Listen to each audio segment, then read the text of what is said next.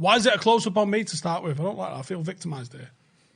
Got both of us in this depressing state. There we go. Hello. That looks a bit right. Well, doesn't it? Evening. Give us a like if you're fucking absolutely depressed and don't even like football.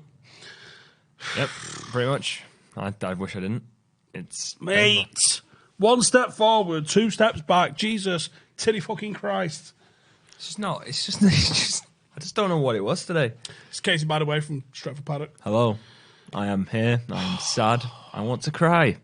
I have just watched 90 minutes of some of the worst football I've seen in a while. That was a bad game, that. It was a bad game. You weren't even there for the first 20 minutes. And that was when we looked actually impressive. Like, Dan James was getting down the wing. He was putting some good crosses in. And then UK turned in and they had a shot. And it went out apart. We had, how many shots did we have? Was it 16 shots? 15. 15 shots. 15, 4 on target. Is that still playing now? It is that still playing. Not bad. But yeah. Mate, I've titled it "Can't Break a Block" because we can't break down a block when a team sits in a low block against us. And do you know what? That wasn't really even what Bournemouth did. Bournemouth generally play really good football. They play it on the deck. They knock it around a little bit for the size of the club and the players at their disposal. They play probably above their means. Although they did spend some rate dough in the summer. I thought, because of their style of play, would play us more like a top 6 club, and I thought that suits what we do. Now, they'd obviously done their own work, they'd looked into it, and they'd gone, fuck it, let them have the ball. I think we ended up with slightly less possession than we had for most of the game.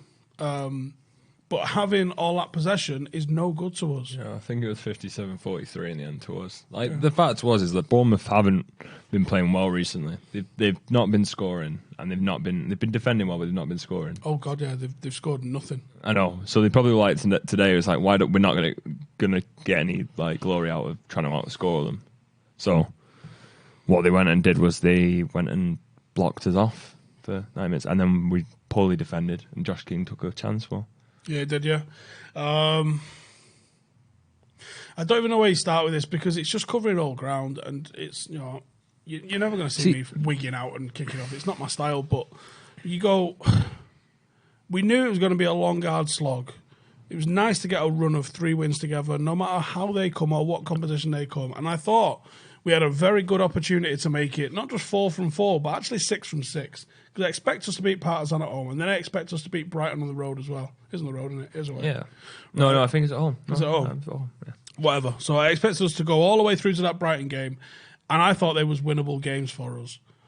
What I'm seeing is when a team allows us to have the ball and we aren't able to hit them in behind and use the very good asset that we've got, which is blistering pace, when the space isn't there for us to run in behind, we don't have a fucking clue how to break down an opposition. We don't have a clue how to make anything happen with the ball. That sounds like someone's just about to wrap up then outside, didn't it? It probably didn't get picked up on the mic. Someone was just absolutely locked up outside. I thought I was waiting for a bang. I mean, to quote, I don't know where the quote comes from, but it's the hope that kills. Yeah. It really is. Like, we drew against Liverpool, which we didn't expect. We should have won that game, in all honesty. And then three games on a bounce we win. And you're like, we're going into Bournemouth away. They're on poor form. How could we possibly lose this? Oh, I thought it was possible. Probably I'd said if it was Bournemouth of last couple of seasons, I would have been more and more inclined to be like, it's going to be a hard game. But the way that Bournemouth have been playing, I was like, just how do we lose? Like, how do we if we play the way we've been playing? I just couldn't see it. And then you just go into them, we play completely different to how we've been playing the last couple of games. Was there an issue with several of the first team members, Ole mentioning that they're only going to train lightly prior to the game? Was it something in that? Don't know, because collectively it was a team underachievement today. It wasn't like that one individual let us down. I don't think any of the ones that was mentioned actually did anything bad about it. There's nothing you can really pinpoint and say that was what was wrong, because a couple of people only what we've done all season, which is a lack of chance creation. I mean, but the fact is there obviously wasn't like a chance creation, because we had 15 shots. We had no big chances. Yeah, and there was I can't even remember, the key pass stat was also like ridiculous. Yeah. Like, it's just, I mean, like we had the chances like a bit later on, but let's have a look at the shots on here. So I can't get these up on the screen at the minute, but let's have a look at the shots and let's see where we took our shots from. Okay, so we had 1, 2, 3. We had 3 from inside what you call the goal scoring area. 1 inside the 6-yard box. That was Greenwood's, I'm assuming. Hit the post, yeah. And I don't know what those 2 were. But then everything else blocked or edge of the box. That's not. Let's have a look what the expected goals was from that, because I can't imagine it's very good. It's probably quite high because of the Greenwood one. I saw people today, though, especially in the chat for Paddock's watch long, saying that it was the formation. We should go back for 3-5-2, and I was like, no, the problem it wasn't the formation. The formation was fine. We played better against Chelsea when we were playing 4-2-3-1. When we changed to that, when we needed to change, we played better. And the fact is that the 3-5-2 works so well, and I said this on stream, because Liverpool and Chelsea both have very high playing fullbacks. And it allowed for us to get space in between and press the edges and then put them back in. And the fact is that no formation was going to provide us with when they had 8 men back, there was no formation where you could say, oh, we'll get in behind. It was the quality of the play. It was the fact that no one could get that pass to go through. And yes, people would say, oh, bring in Mata, he can do that killer ball. Yeah, he can, but as soon as we went 1-0, if we went to 1-1, that is actually dreadful. So the expected goals for the game, Bournemouth, 1.87, so probably 2. United, 0.64, and that's including the chance from Greenwood they're rating at only still at 0.13. It was near post, and the keeper had it covered. The one from Fred, one from Marcus, and Fred inside the box, 0.8, 0.9. Another one that was blocked, 0.01 from a corner from Harry Maguire, which shows the fact that it's right near the penalty spot. 0.01 shows you that they take into account bodies in between on that. And then you can see, you probably won't show up on the camera, but you see all these ones here outside the box.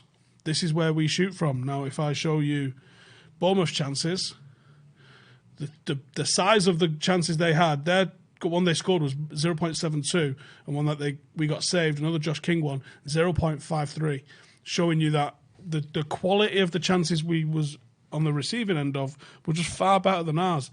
And as a comparison, if I go and pick another team, let's pick Liverpool. And let's pick... What, against Tottenham? Yeah, fuck it. It's the last game, let's pick it. Oh, it's just gone straight to the Tottenham, not the game. Right. There we go. So, Liverpool's chances. No, that's actually Tottenham's chances. So, Harry Kane's goal is the star. And then they had another one there, which was Son. That was one that hit the post. 2 big chances. But look at where the rest of the chances come. There's 1 outside the box. There's 1, 2, 3, 4, 5, 6, 7, 8 chances inside the box. Liverpool. Mad amount of chances in the box. 1, 2, 3, 4, 5, 6, 7, 8, 9, 10, 11, 12, 13. 13 chances inside the box. 2, 3, 6 outside the box. And the fact that they didn't score more was more because Gazaniga put an absolute blinder of a performance. Southampton are beating City now, 1-0. But what I'm trying to illustrate with this is other teams, and there's 2 teams, 3 teams really if you include Bournemouth, that are creating chances for their players in and around the penalty spot. If you want to create chances and score goals, you do it in and around the penalty spot. City are the best team in the league at the moment, and they create chances in and around the penalty spot. I'm just going to go and pick one of their games. Yeah, because I think that's why Sterling's quality went so through the roof, was that he was taking a lot of shots, but then they were like, why don't we just make him take a lot of shots in places he can score from? So even Villa against City, they had 2 shots from outside the box, and then 1, 2, 3, 4, 5, 6, 7, 8 shots from inside the box. That was Villa. But look at City. Just zooming on that. Yeah. So 1, 2, 3, 4, 5, 6, 7, 8, 9, 10, 11, 12, 13, 14, 15, 16, 17, 18, 19, 20, 2-0 from inside the box. And what score was it? 3-0. 3-0, right? So there's 1 goal, 2 goals, 3 goals. Okay, so the goals they didn't score, they had a .451 from Bernardo Silva, missed. They had a .51, that's got to be a goal, lads, by the way. from Jesus, didn't score. 0.351 from Jesus, didn't score. And a 0.361 from David Silva, didn't score. Those would go down as big chances. United don't get that quality of shots. Certainly don't get 4 of them around the penalty spot like that. That's why Manchester City are good at the moment. And it doesn't matter if you bring in fucking Delph or me or you, right? That system is set up to create goals, and they know to put a ball in a certain area because the striker knows to attack a certain area. Well, City had that tactic. They just get into the back line and they just put it across the box and they put it to... It's a sweaty Pro Evo goal from 10 years ago. Yeah. You just do it all the time. Just pass it back from there and you'd score every fucking time. It's just painful to watch because we watch others and it just seems to get near the box and we have absolutely no clue. And as soon as we get into a crossing opportunity or get into one of those opportunities, it gets pulled back and played back outside in front of the box. I mean, it's a very when you think about it, it's a very striker's way of thinking about how to get chances, that you've got to be right in front of the net to score. But the fact is we're putting it to midfielders. Well, it's someone who's done the maths and gone, well, if you have 10 shots from outside the D, guess what? Probably not going to score any. Yeah. Right? If you have 10 shots from outside of the penalty spot, you're probably going to score 5 of them. I feel like the problem... You have 10 from inside the 6-yard box, you might score 7 of them. I feel like our problem is, though, is we're so scared to waste possession. So, like, when we get to those byline situations, there's no one who's like, yeah, I'll just boot it in. Like, there's a player in between 4 of them. If I boot this hard enough, it might get to him or it might not. There's a lack of movement from the players. There's a lack of quality to find those balls. Yeah, but I was saying, like, if we're setting up against Bournemouth, right, and Dan James, he's better for it. Let's say Pereira, a couple of games ago when he was playing on the wing. Pereira gets that byline. Pereira will look and he'll say, yeah, there's Rashford in there and there's maybe someone running in. Pogba was very good at it when he plays. He's very good at running in late. If I boot it in there, yes, there is a very small chance that Rashford gets it. But if Rashford does get it, he'll probably score. But what our problem seems to be is, like, we see more the chance that the high chance we lose the possession, so we kick it back out and we go back to in front of the midfielders. But then we have midfielders who are like, yeah, I'll just boot it in the net. I'm like, well, then you've just done what you were set out not to do, with an even lower chance of scoring. And this is why it has to be systematic. Who's this ringing me here for the United States now? No. Let's fucking answer it. International. Hello. What's it? Stephen Howson now going international. Who's that? Who is it? Oh shit! Hang on, I'm just live on air. It's come up as a US number. I'll ring you back in a sec. Safe in a bit. Well then. It's just painful. Like, you just don't see where it comes from. Like, it's just, you gotta go to someone. Like, people are saying about signings and stuff, and Bruno Fernandes was chosen, and I said the reason we probably didn't sign him, I said it before it came out, and I was like, it's probably because he takes 6 to 7 shots a game, and half the time he may score 1 or 2, but that's 5 times you're losing possession. And maybe in the Premier League you were like, we can't keep doing that. I think you got to build it. You know, we started at the back and we built in with we upgraded the defence. I think you may have upgraded it even more with Brandon Williams. Yeah. The midfield's next. I think the thing was we were definitely upgraded defence, and we shockingly upgraded well, not shockingly, I mean, like, in terms of surprise factor, we shockingly upgraded our attack because we got Dan James, and who provided pace, and now he's been playing down the right. He's showing a quality to get a ball in because we hold the possession too far back, and we don't have the quality in that final third. I mean, as I said, I don't think I'm going to guess you might watch at least the first 20 minutes that you missed. Not yet, no. I mean, but when afterwards, you'll probably see that Dan James got a lot. There was one where he put it to Fred and it got straight on Fred's foot and Fred miskicks it. That would be the one in there that we had a decent chance from. Right, I'm going to come to the Patreon group and see what questions everybody's saying. Do us a favour, like the video. It helps it get seen and stuff like that. Put a like on it. You don't see people mithering you on YouTube to like the video just to fucking ball bust you. It actually really helps the video. All it is just pressing a button. I mean, you're still listening. You are listening to us. Like, Clement says, considering the inability of our midfield, especially Fred, to play to our forwards, is it finally time for McSauce, Garner midfield?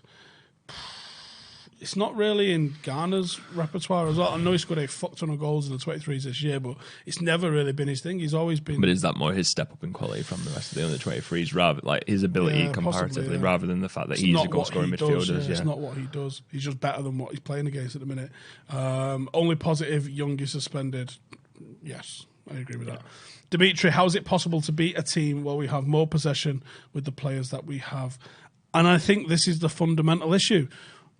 you put De Bruyne in there instead of Pereira, you may see some more. But fundamentally, I think the formation needs to be 4-3-3, and with that, you will see more. I'm not really sure a 10 suits this system. See, I mean, once we get, I'll be interested to see if we continue to play the way we have been with the movement and stuff, and we get Pogba back in. I'll be interested to see how Pogba does, because I've always said that the reason Pogba always looks a bit worse than he actually is because he's trying to hit passes to people who aren't moving. And it's always that he has to try something stupid because no one will move for him. Yeah. Rather than the fact that he's just like when he loses possession, it's like, oh, why has he kicked it to that defender? It's because someone's ran behind him and he's been like, I've got to either try and force this ball through or it's just going to go nowhere. I mean, if we play the system where people move, like Martial, you got Martial, Dan James, Rashford, willing runners. If you have someone like Pogba trying to ping it out, then we could probably see a bit of improvement in that sort of sense. But it's whether when that happens, what happens afterwards. Because it's all well and good someone run down the line. It's just upgrade. You've got to upgrade. You've got to have better players. There's quite a lot of these, so let's blast through some of these. These are on Discord if you're in the Patreon group.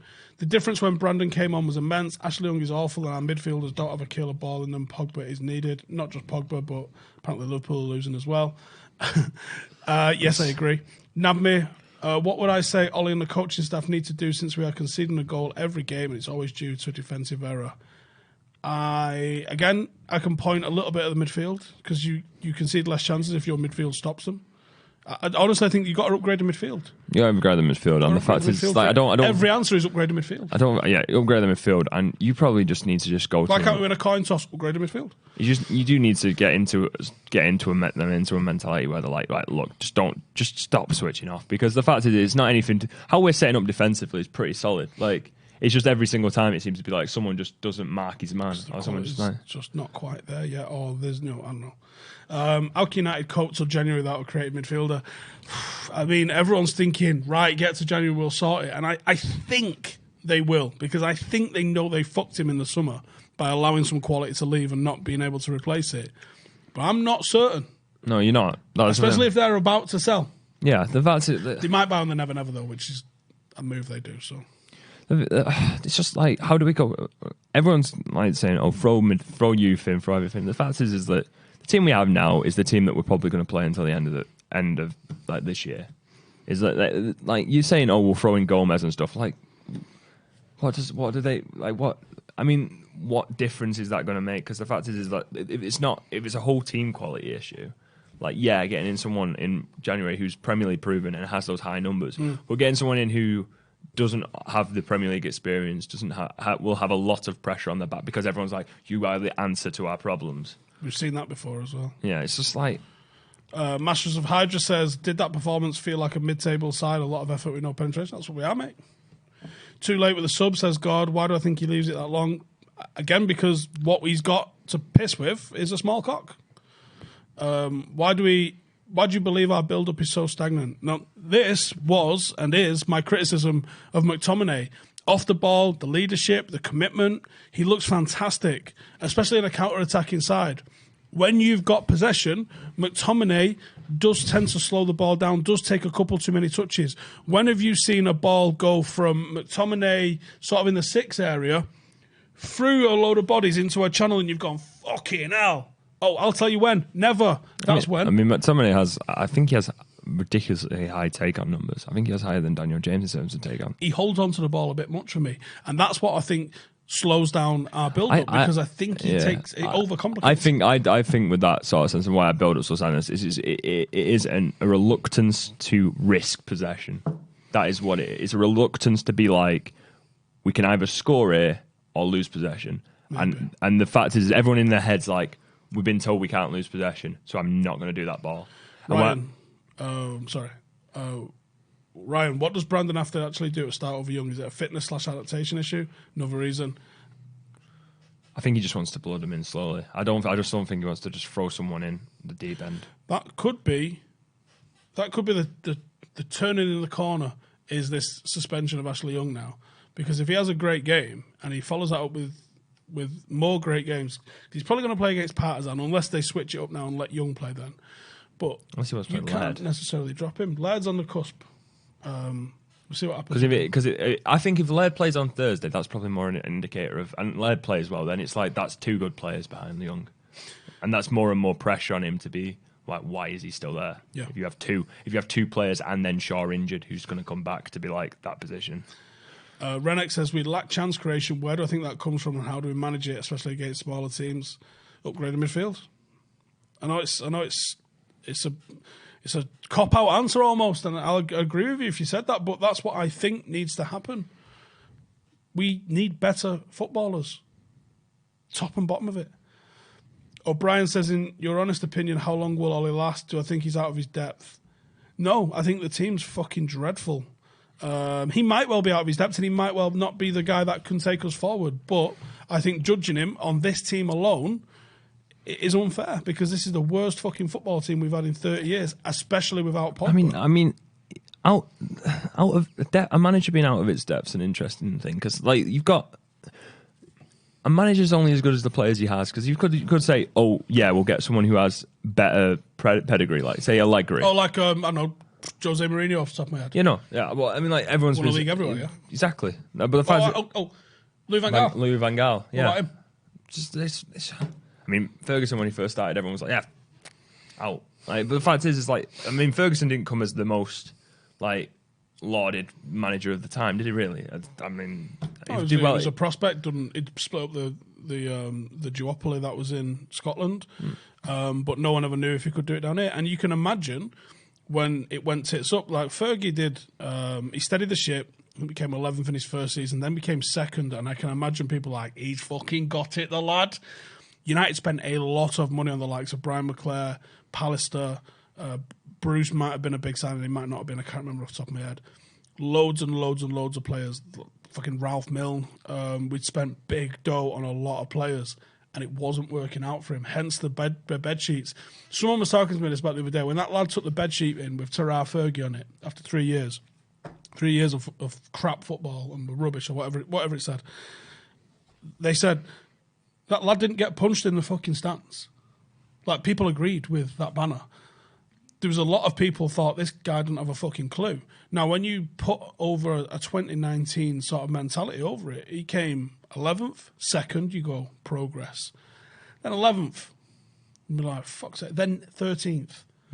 You do not survive that in 2019, 2020. You probably, 2019, you don't even survive the first 11th. No, you probably don't. No. And you probably get the bullet. And then something just switched for him. And people go, Cantona. Well, not really, no, because we actually managed to pull the cup out of our arse in 1990. Then we pulled the Cup Winners' Cup in 91, and then the Rumbelows Cup, the League Cup in 1992, and we took Leeds very close to the title in then. And then we started 1993, we'd signed Dion Dublin, and we thought he was going to be a guy that scored goals for us. He broke his leg, and shit, man. What a sliding door moment that is. He breaks his leg. United are like, fuck me, we needed a striker. He's going to be out for 9 months.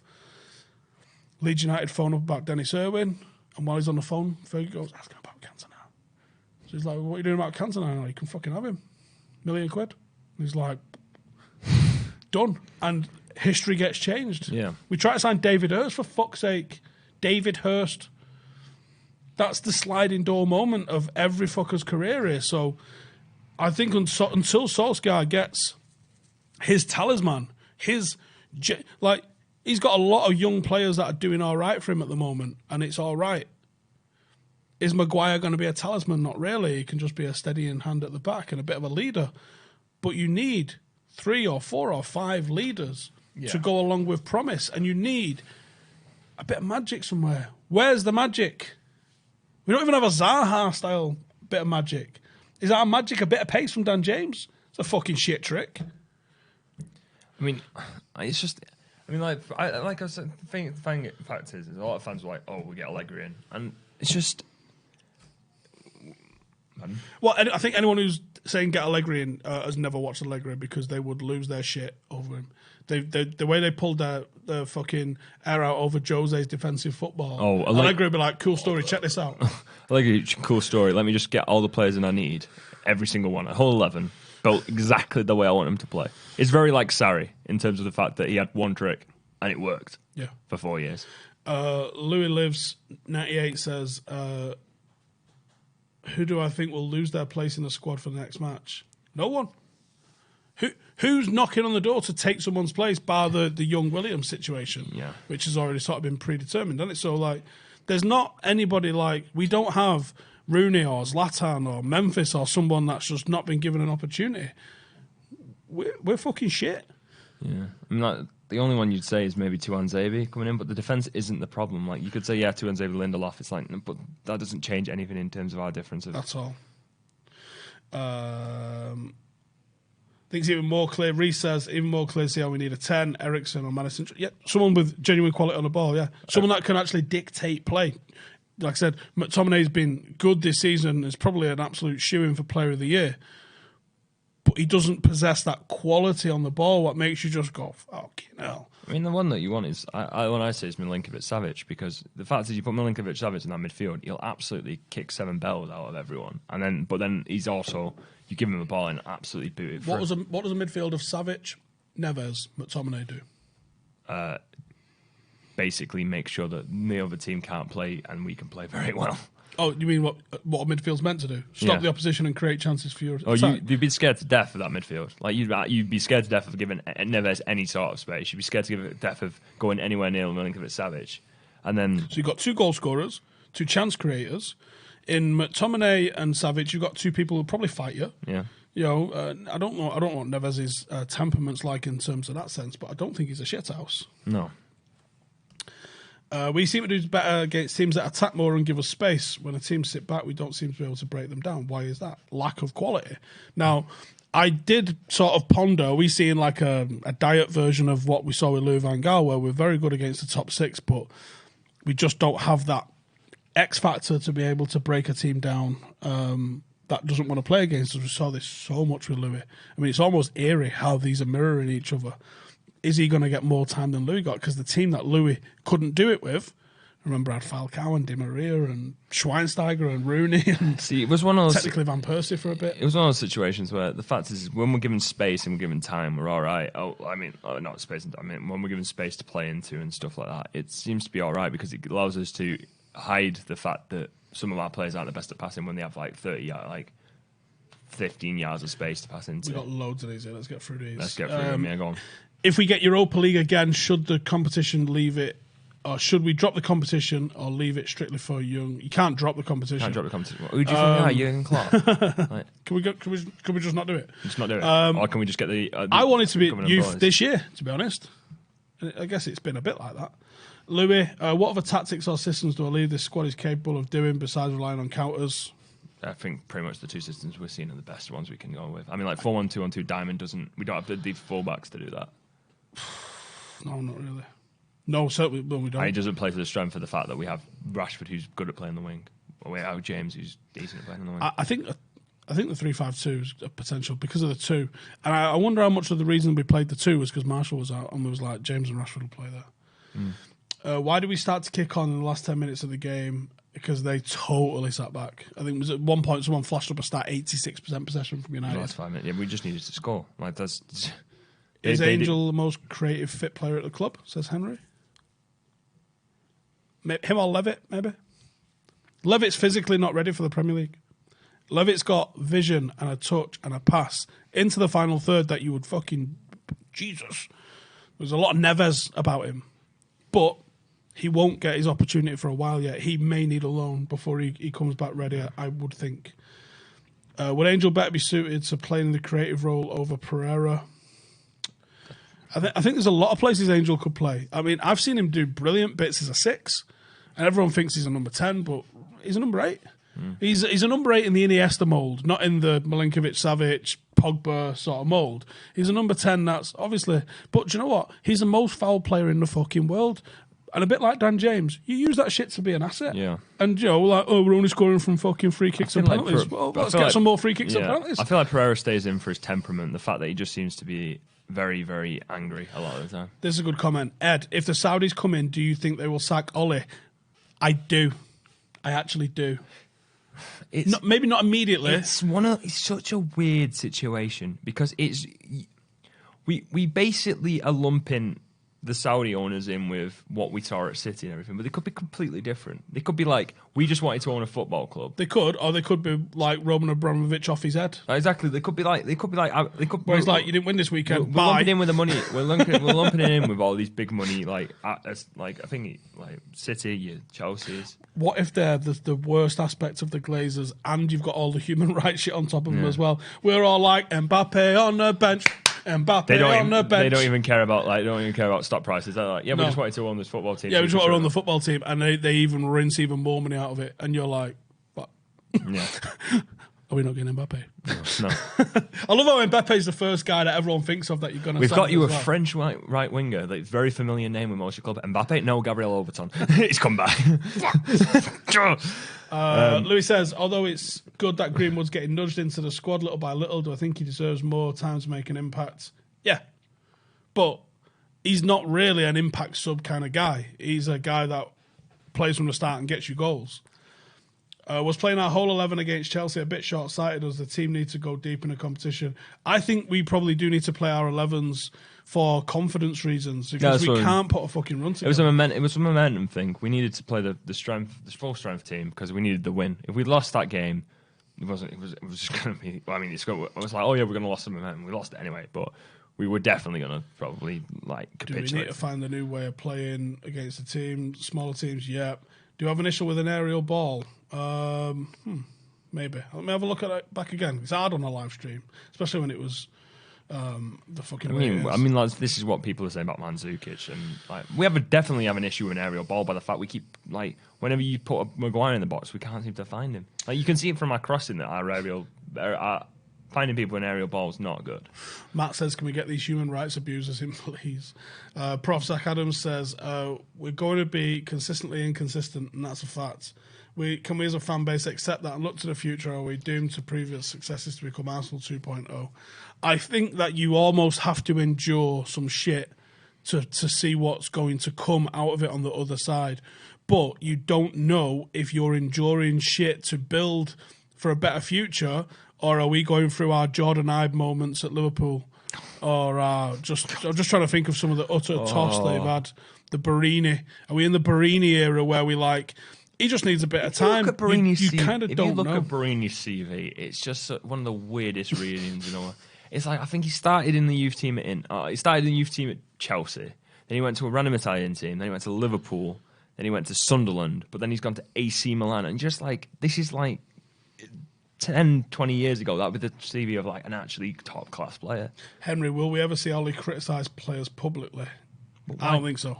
Why would you ever want to? This is the fact. There's only a couple of taboos in football left, I'd say, in terms of interviews, and one of them is basically publicly outing your players. But Jose was a big fan of that, though. Yeah, no, but then what happened to Jose? Yeah, true. Exactly. I reckon there's probably a few more taboos. Probably. Yeah. I don't reckon you can shit on the opposition manager's chair. I reckon that's probably going to get. Yeah, but I mean, in terms of what you can say in a press conference, if you go it was completely this player's fault, I think. These sort of players need to play better. And just everyone just is well, I'm never going to play for you again because you hate me. Will we be sitting 16th come the end of Sunday? Is that a possibility? It's actually a possibility. I mean, are Liverpool and City still losing? Just Juxta Type says, let's have a warm down interview with Ian Brown. Yeah, I'd love Ian Brown. He used to sit behind me in K-Stand, so I don't have any contact for him, so I would love to try and get that on, but I don't have any contact with him. Right, before we wrap it up, we've had a massive jump in patrons. About 50 or so new patrons have joined in the last day, which is not quite unprecedented. The McKenna news probably brought about 200 in when that happened, when Ruth Harrier quit.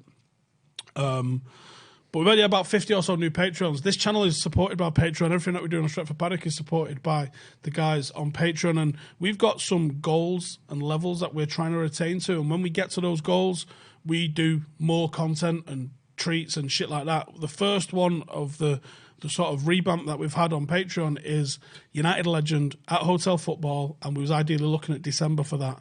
We are less than 100 away from making that happen. You also have the little treat now that apparently Adam will paint his face like Justin Moore. Oh yeah, Adam said he's going to paint his face like Justin Moore. Also with a tiger from Phoenix Knights in about 45 patrons. So there is that. And but the interview's it's a bit over. So there's a live podcast which only patrons are going to see. There's the five-a-side meetups that we're going to be doing every other month. If we get to 1,000, we're doing the Dublin one, which I think we're on course for that around about February.